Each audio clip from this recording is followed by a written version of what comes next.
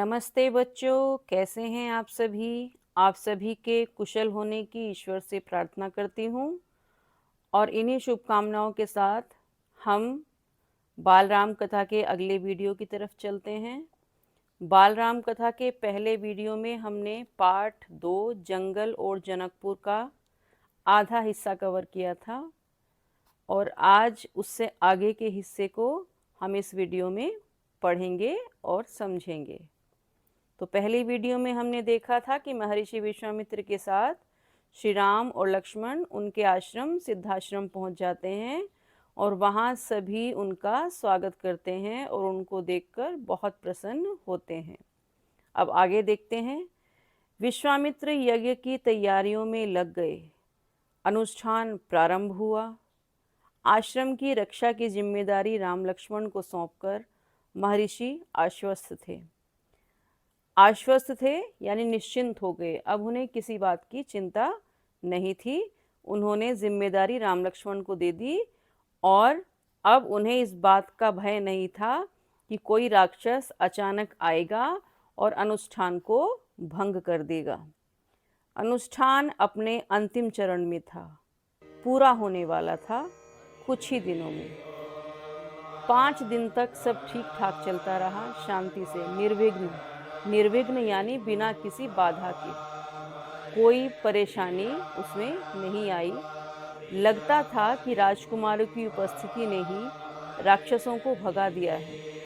राम और लक्ष्मण ने यज्ञ पूरा होने तक न सोने का निर्णय किया। राम और लक्ष्मण ने क्या निर्णय किया कि जब तक यज्ञ पूरा नहीं होगा वे नहीं सोएंगे। वे लगातार जागते रहे, चौकस रहे। कमर में तलवार, पीठ पर तुनीर, हाथ में धनुष, प्रत्यंचा चढ़ी हुई, हर स्थिति के लिए तैयार। यानी राम और लक्ष्मण अपने अस्त्रों शस्त्रों के साथ हर तरह से दिन रात यज्ञ की सुरक्षा के लिए तत्पर थे। अनुष्ठान का अंतिम दिन। अचानक भयानक आवाजों से आसमान भर गया। सुबाहु और मारीच ने राक्षसों के दल बल के साथ आश्रम पर धावा बोल दिया।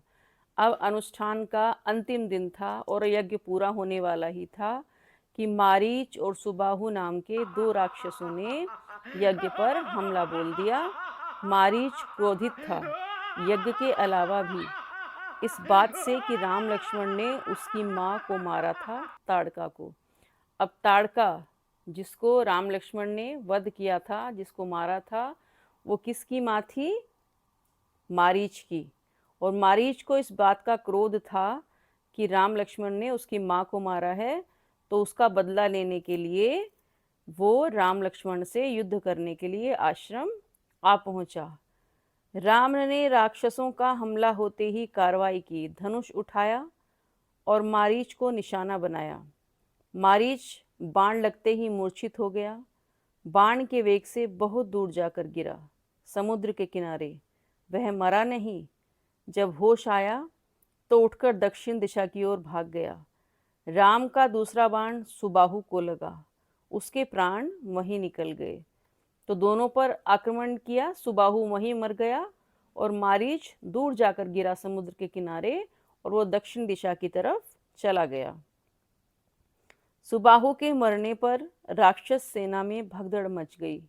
वे चीखते चिल्लाते भागे। होता है ना, जब राजा मर जाता है, जो हमें संभालने वाला हो, जो हमारी रक्षा करने वाला हो, यदि वो ही जीवित नहीं रहता है तो बाकी के मनुष्य तो असहाय महसूस करते हैं अपने आप को। तो जैसे ही सुबाहु और मारीच दोनों को देखा कि मारीच तो दूर जाकर गिरा है और सुबाहु की मृत्यु हो गई है, तो सारी सेना वहां से भागने लगी। कुछ लक्ष्मण के बाणों का शिकार हुए, अन्य जान बचाकर भाग खड़े हुए। महर्षि विश्वामित्र का अनुष्ठान संपन्न हुआ और राम लक्ष्मण ने युद्ध करके यज्ञ की रक्षा की और इधर महर्षि का अनुष्ठान जो था संपन्न हो गया। राम ने महर्षि को प्रणाम करते हुए पूछा, अब हमारे लिए क्या आज्ञा है? अब जिस कार्य के लिए महर्षि विश्वामित्र राम लक्ष्मण को लेकर आए थे वो कार्य तो संपन्न हो गया था। अब राम ने पूछा कि महर्षि अब हमारे लिए क्या आज्ञा है, अब हमें क्या करना है? महर्षि ने राम को गले लगाया, कहा, हम लोग यहाँ से मिथिला जाएंगे। महाराज जनक के यहाँ विदेह राज के दरबार में मैं चाहता हूँ कि तुम दोनों मेरे साथ चलो उनके आयोजन में हिस्सा लेने। महाराज के पास एक अद्भुत शिव धनुष है, तुम भी उसे देखो। अब महर्षि विश्वामित्र के पास न्योता कहाँ से आया? जनकपुर से, और मिथिला नाम से भी उसको जाना जाता है।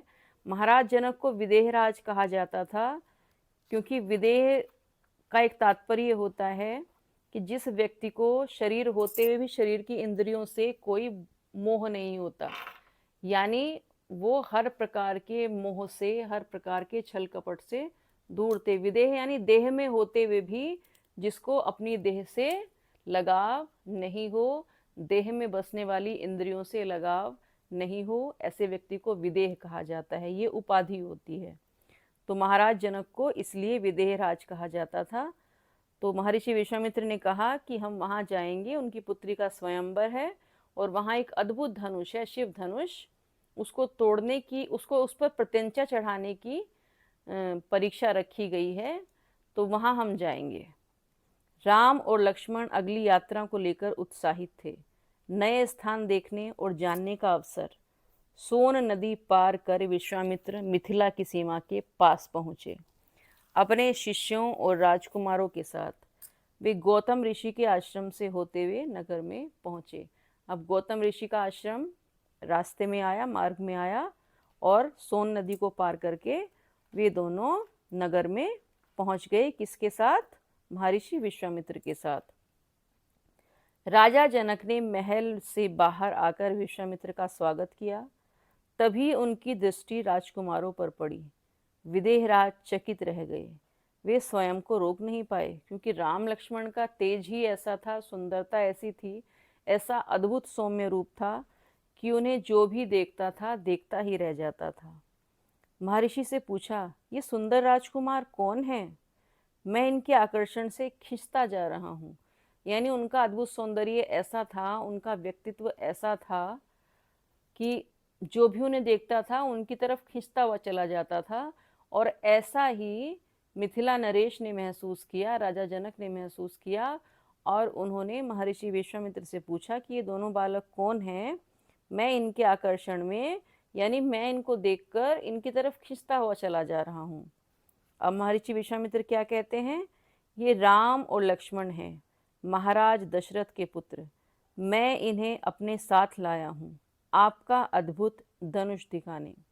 अब धनुष जो था, शिव धनुष, उन्होंने कहा कि मैं आपका अद्भुत जो धनुष है आपके पास, वो इनको दिखाने के लिए लाया हूँ।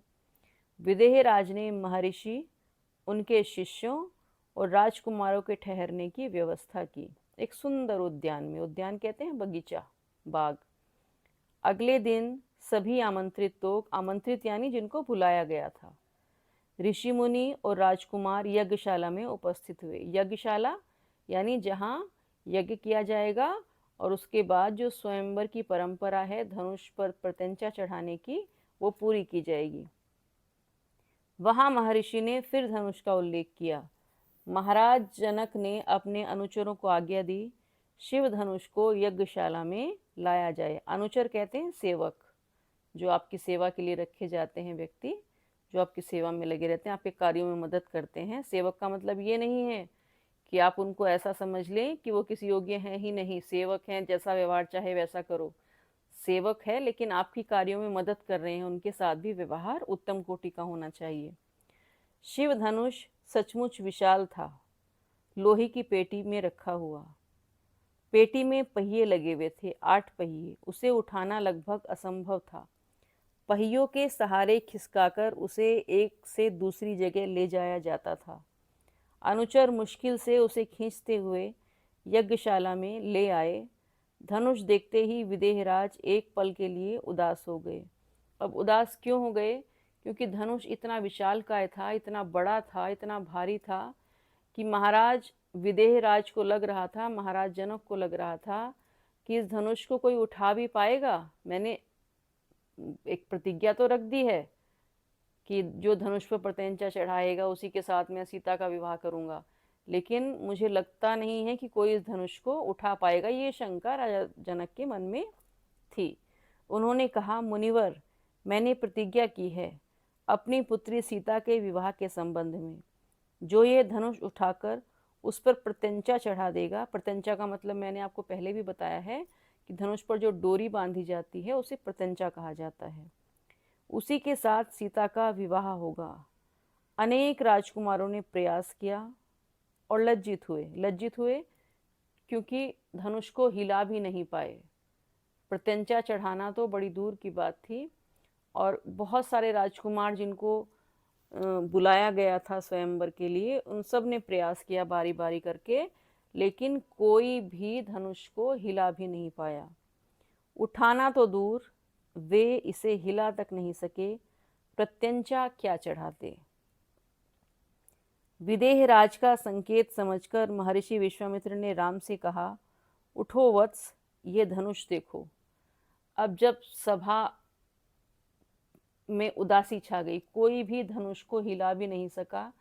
राजा दशरथ को लगा कि शायद या तो मेरी प्रतिज्ञा अधूरी रह जाएगी या सीता का स्वयंवर कैसे होगा, इस बात की चिंता उन्हें परेशान किए जा रही थी, क्योंकि कोई भी उस धनुष को हिला भी नहीं सका।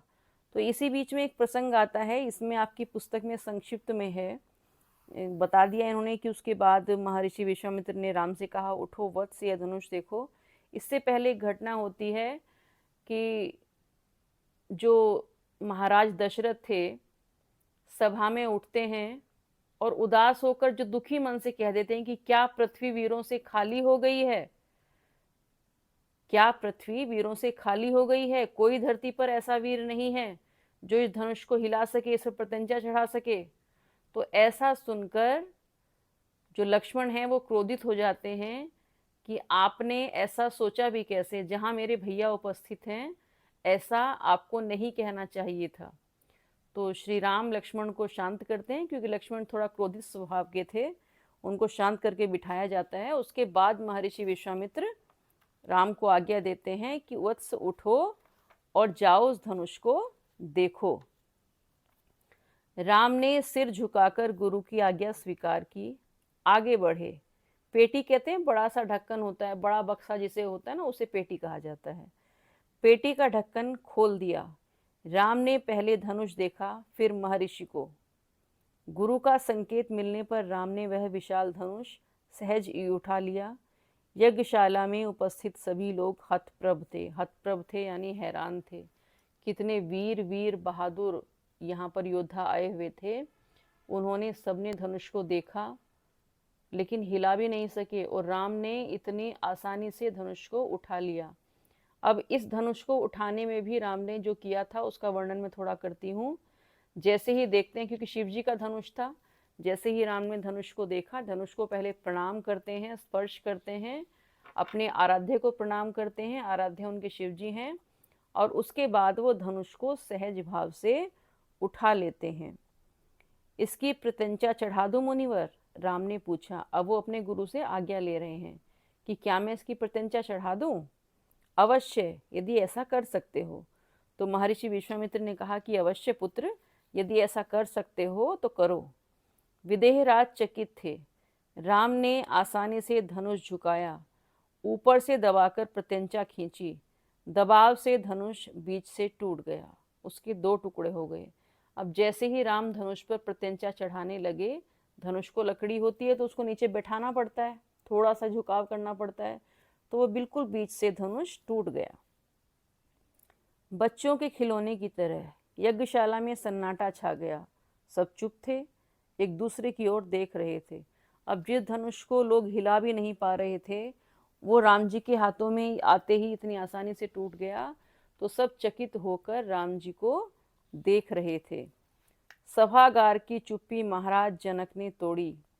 उनकी खुशी का ठिकाना न था। उन्हें सीता के लिए योग्य वर मिल गया था। उनकी प्रतिज्ञा पूरी हुई। जनक राज ने कहा, मुनिवर, आपकी अनुमति हो तो मैं महाराज दशरथ के पास संदेश भेजूं, बारात लेकर आने का निमंत्रण। यह शुभ संदेश उन्हें शीघ्र भेजना चाहिए। अब धनुष टूट हो गया, वरमाला हो गई।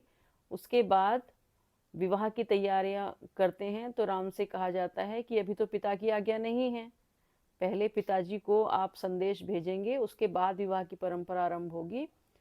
तो विश्वामित्र जी से आज्ञा लेकर राजा जनक महाराज दशरथ के पास संदेश भेजते हैं कि आपके पुत्रों से अपनी पुत्री का विवाह करना चाहता हूँ।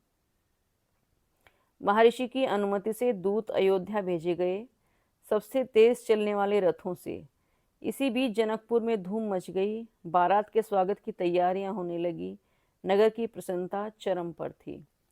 महाराज जनक का संदेश मिलते ही अयोध्या में भी खुशी छा गई। आनन फानन में बारात तैयार हुई। अब वहां तो इस बात के लिए कोई तैयार ही नहीं था। आनन फानन यानी जल्दी जल्दी में, अचानक से, क्योंकि इस बात का वहां किसी को पता नहीं था कि राम और लक्ष्मण जनकपुर में हैं और जनकपुर में राम ने शिव धनुष को तोड़ दिया है और वहां राम के विवाह की तैयारियां हो रही हैं। तो जैसे ही वहां संदेश आया, बड़ी जल्दी जल्दी सब तैयार हुए और बारात को तैयार कर लिया गया। हाथी, घोड़े, रथ, सेना। बारात को मिथिला पहुंचने में 5 दिन लग गए। अब पहले एरोप्लेन या कोई ट्रेन तो होती नहीं थी कि आदमी चला और 2 घंटे में पहुंच गया। रथों से, पैदल, घोड़ों से यात्राएं होती थी। तो मिथिला तक आने में 5 दिन का समय लगा। जनकपुरी जगमगा रही थी। हर मार्ग पर तोरण द्वार। अब तोरण द्वार क्या होता है, आपने देखा होगा, दीपावली पर हम द्वार पर लगाते हैं ना, आम के पत्तों से बनाते हैं या फिर बाजार में रेडीमेड मिलते हैं शुभ दीपावली लिखे हुए। तो वो जो दरवाजे पर हम लगाते हैं ना ऊपर, उसको कहते हैं तोरण द्वार। हर जगह फूलों की चादर, एक एक कोना सुवासित। फूलों की चादर यानी बड़ी मात्रा में फूल बिछाई गए थे। एक एक कोना सुवासित, सुवासित यानी सुंदर सुगंध हर तरफ आ रही थी। हर घर के प्रवेश द्वार पर बंधनवार। बंधनवार वही आज जैसे आम के पत्तों से बनाया जाता है, लटकाया जाता है सुंदर मोतियों से, झालरों से, वो सब ने लगा रखा था। एक एक घर से मंगल गीत। मंगल गीत यानी शुभ गीत हर हर घर में गाए जा रहे थे। विवाह के गीत आपने देखा भी होगा, यदि कोई आपने विवाह का कार्यक्रम अपने आसपास अपने घर में देखा हो तो वहाँ पर संगीत का कार्यक्रम आयोजित किया जाता है। तो ऐसे ही वहाँ मंगल गीत गाए जा रहे थे। मुख्य मार्ग पर दर्शकों की अपार भीड़। दर्शक यानी देखने वाले। दर्शकों की अपार भीड़। खिड़कियों और छज्जों से झांकती महिलाएं। जब कोई बारात निकलती है तो सामान्य होता है आज भी, जब कोई बारात या कोई बड़ा रेला या कोई रैली या कोई समूह निकल रहा हो तो सब अपने घरों पर खड़े होकर देखना आरंभ कर देते हैं। तो वहां भी ऐसी ही स्थिति थी। वहां पर भी महिलाएं छतों पर चढ़ी हुई थी और नीचे झांक रही थी। एक नजर राम को देख लें, राम सीता की जोड़ी दिख जाए। दोनों राम और सीता को देखने के लिए तत्पर थी वो महिलाएं। वो चाहती थी कि एक बार हम उनके दर्शन कर लें और देखना चाहती थी कि दोनों एक साथ कैसे लग रहे हैं। विवाह के ठीक पहले विदेह राज ने महाराज दशरथ से कहा, राजन, राम ने मेरी प्रतिज्ञा पूरी कर बड़ी बेटी सीता को अपना लिया। मेरी इच्छा है कि छोटी पुत्री उर्मिला का विवाह लक्ष्मण से हो जाए। अब सीता का विवाह राम जी के साथ तय हुआ और उन्होंने कहा कि मैं चाहता हूँ कि मेरी छोटी पुत्री उर्मिला का विवाह लक्ष्मण से हो जाए। मेरे छोटे भाई कुशध्वज की भी 2 पुत्रियां हैं, मांडवी और श्रुतकीर्ति। कृपया करके उन्हें भरत और शत्रुघ्न के लिए स्वीकार करें। अब चारों बहनें थी, 2 महाराज दशरथ जनक की और 2 उनके भाई कुशध्वज की। तो चारों पुत्रियों का विवाह महाराज दशरथ के चारों पुत्रों के साथ तय हो गया। राजा दशरथ ने यह प्रस्ताव तत्काल मान लिया। विवाह के बाद बारात कुछ दिन जनकपुरी में रुकी। बाराती बहुओं को लेकर अयोध्या लौटे तो रानियों ने पुत्र वधुओं की आरती उतारी। स्त्रियों ने फूल बरसाए। शंख ध्वनि से गलियां गूंज उठी। यह आनंदोत्सव लगातार कई दिनों तक चलता रहा। अब विवाह संपन्न हो गया, सारे कार्यक्रम पूरे हो गए। उसके बाद बारात कुछ दिन तक वहीं जनकपुरी में रुकी, विश्राम किया, खाया पिया बारातियों ने, बहुत सारे उत्सव मनाए। और उसके बाद अंत में बारात को कहाँ आना था, अयोध्या में आना था। अब अयोध्या में बहुओं के आगमन की, स्वागत की तैयारी शुरू हो गई। बाराती बहुओं को लेकर अयोध्या लौट आए।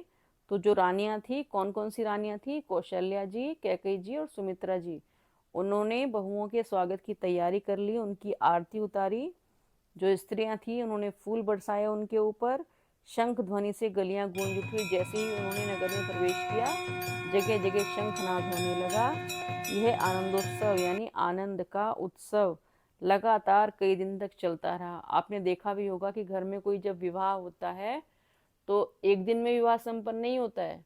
विवाह से कई दिन पहले तैयारियां शुरू हो जाती हैं और विवाह के कई दिन बाद तक वो तैयारियां या कार्यक्रम चलते रहते हैं। तो ऐसे ही उन चारों के विवाह की तैयारियां भी और कार्यक्रम भी या उत्सव कहिए, जो भी कहिए, वो विवाह के उपरांत भी बहुत दिनों तक वो उत्सव को मनाया जाता रहा। नगर में सभी लोग अपनी खुशी प्रसन्नता व्यक्त करते रहे। तो ये था जंगल और जनकपुर। इसमें कैसे विश्वामित्र जी के साथ जाते हैं, कैसे ताड़का का वध करते हैं, कैसे जनकपुरी में जाते हैं, फिर कैसे शिव धनुष को तोड़ते हैं, और फिर कैसे चारों भाइयों का चारों बहनों के साथ विवाह होता है। ये सब हमने इसमें पाठ में पढ़ा है। अब इस पाठ में प्रश्न किस प्रकार के आ सकते हैं वो भी आप एक बार देख लीजिए। सबसे पहला इसमें प्रश्न आ सकता है कि कितने दिन तक यज्ञ ठीक ठाक चलता रहा। तो इसका उत्तर हम लिख सकते हैं 5 दिन तक सब कुछ ठीक ठाक चलता रहा। यज्ञ 5 दिन तक ठीक चलता रहा। अब अगला प्रश्न ये आ सकता है कि अनुष्ठान के अंतिम दिन किसने यज्ञ पर आक्रमण किया। तो इसका उत्तर ये हो सकता है कि अनुष्ठान के अंतिम दिन सुबाहु और मारीच ने यज्ञ पर आक्रमण किया। अब इसके बाद अगला प्रश्न हो सकता है कि बाण लगने पर मारीच और सुबाहु का क्या हुआ। तो इसके उत्तर में हम लिखेंगे कि बाण लगने से मारीच तो दूर दक्षिण दिशा की तरफ गिर गया और सुबाहु के वहीं प्राण निकल गए। अब इसके बाद अगला प्रश्न आ सकता है कि यज्ञ पूरा होने के बाद, अनुष्ठान पूरा होने के बाद विश्वामित्र राम और लक्ष्मण को कहाँ लेकर गए। तो इसके उत्तर में हम लिखेंगे कि यज्ञ अनुष्ठान पूरा होने के बाद महर्षि विश्वामित्र राम और लक्ष्मण को मिथिला लेकर गए महाराज जनक के यहाँ। उसके बाद अगला प्रश्न आ सकता है कि मार्ग में जाते हुए उन्होंने कौन सी नदी पार की। तो मार्ग में जाते हुए उन्होंने सोन नदी पार की। एक प्रश्न और आ सकता है कि वे किसके आश्रम से होते हुए नगर पहुंचे। तो इसका उत्तर ये है कि वे गौतम ऋषि के आश्रम से होते हुए नगर में पहुंचे। अब उसके बाद अगला प्रश्न आ सकता है कि राम और लक्ष्मण को देखकर राजा जनक की क्या अवस्था हुई। तो इसके उत्तर में आप लिख सकते हैं कि राम और लक्ष्मण को देखकर महाराज जनक उनकी तरफ आकर्षित होते चले गए, लगातार उनको देखते चले गए। अब अगला जो एक इसमें प्रश्न आ सकता है वो ये है कि महाराज जनक ने कौन सी प्रतिज्ञा रखी थी। तो इसका उत्तर है कि महाराज जनक ने यह प्रतिज्ञा रखी थी कि जो भी शिव धनुष पर प्रत्यंचा चढ़ा देगा उसी के साथ वो अपनी पुत्री सीता का विवाह करेंगे। अब इसके बाद अगला प्रश्न इसमें आ सकता है कि प्रत्यंचा, धनुष पर प्रत्यंचा किसने चढ़ाई। तो सीधा सा उत्तर है कि धनुष पर प्रत्यंचा श्री राम ने चढ़ाई और प्रत्यंचा चढ़ाते समय धनुष को तोड़ भी दिया।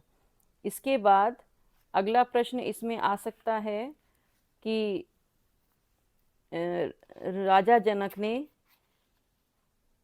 महाराज जनक ने दशरथ जी के सामने कौन सी इच्छा व्यक्त की। तो इसका उत्तर आ सकता है कि महाराज जनक ने दशरथ जी के सामने अपनी इच्छा व्यक्त की कि मैं चाहता हूँ कि आपके चारों पुत्रों के साथ हमारी चारों पुत्रियों का विवाह हो जाए। और इसमें एक प्रश्न ये बन सकता है कि विवाह के समय जनकपुरी कैसी लग रही थी। तो इसका वर्णन हम कर सकते हैं कि जनकपुरी जगमगा रही थी। हर मार्ग पर तोरण द्वार, फूलों की चादर, एक एक कोना सुवासित, एक एक घर में मंगल गीत गाए जा रहे थे। अब उसके बाद अगला प्रश्न इसमें आ सकता है कि विवाह के बाद जब बारात अयोध्या पहुंची तो वहाँ क्या हुआ। तो इसके उत्तर में हम लिख सकते हैं कि रानियों ने पुत्र वधुओं की आरती उतारी, स्त्रियों ने फूल बरसाए, शंख ध्वनि से गलियां गूंज उठी। यह आनंदोत्सव लगातार कई दिनों तक चलता रहा। तो ये था हमारा पाठ जंगल और जनकपुर। इसके बाद अगला पाठ हमारा 2 वरदान है। 2 वरदान में कैकई ने जो 2 वरदान मांगे थे राजा दशरथ से, जिनके परिणाम स्वरूप राम जी को वनवास जाना पड़ा था, उन वरदानों के बारे में इस पाठ में चर्चा होगी। और इससे पहले जो 2 पाठ हम पढ़ चुके हैं, उनमें यदि आपको किसी भी प्रकार की कोई परेशानी हो, आप उनसे संबंधित कोई प्रश्न पूछना चाहते हैं, तो आप पूछ सकते हैं। कमेंट बॉक्स में लिख कर आप मुझसे पूछ सकते हैं। किसी भी प्रकार की कोई दुविधा हो तो आप अवश्य लिख कर भेजें, मैं उसको दूर करने का प्रयास करूँगी। तो अगली वीडियो में फिर मिलते हैं। तब तक के लिए खुश रहिए, स्वस्थ रहिए, खाइए पीजिए, मौज कीजिए, लेकिन पढ़ाई निरंतर करते रहिए और अपने स्वास्थ्य का ध्यान रखिए।